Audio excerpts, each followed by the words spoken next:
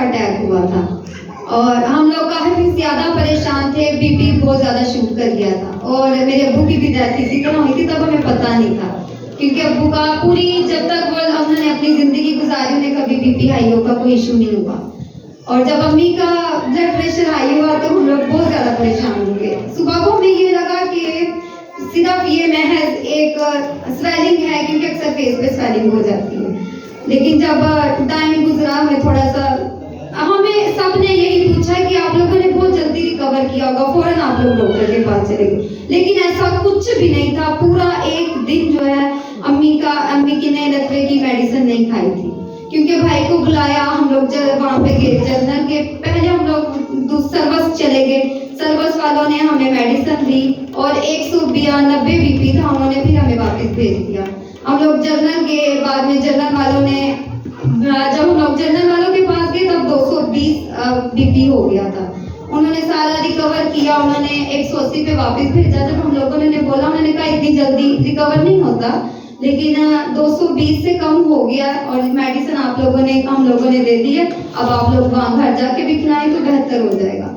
और इस टाइम में सारे में जब हम लोग बहुत ज्यादा परेशान, हम लोगों ने भाई फ्रांसिस को कॉल की और उस टाइम में उस दिन भाई की भी बहुत ज्यादा तबीयत खराब। बुआ जी ने कॉल अटेंड की, उन्होंने कहा कि चले हम चक्कर भी लगाएंगे और आपके भाई की भी ना बहुत ज्यादा तबीयत खराब है। तो उन्होंने भी दुआ कराई। हम लोगों ने, हमारा राब्ता पास्टर दिलावर साहब से हुआ, फैसलाबाद में एक पास्टर हैं, हमने उनसे दुआ करवाई कि इन सब पास्टर्स की दुआओं का नतीजा ये निकला कि पूरा एक दिन लगवे की ना मेडिसिन खाई है, जो नॉर्मली एक अटैक हुआ वही हद तक रह गया।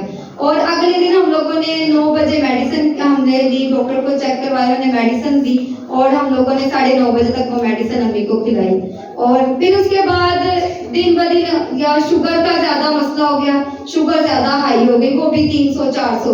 तो हम लोगों ने फिर खुदा से दुआ की कि खुदावन, पहले एक हादसा हुआ है कि भाई के बेटे की डेथ हो गई है, अगर अब के बाद हम खड़े हुए हैं ना कि हमने दोबारा हमने बीमारी को नहीं जीतने देना कि हर बार मेरे घर में बीमारी ने पता नहीं पानी।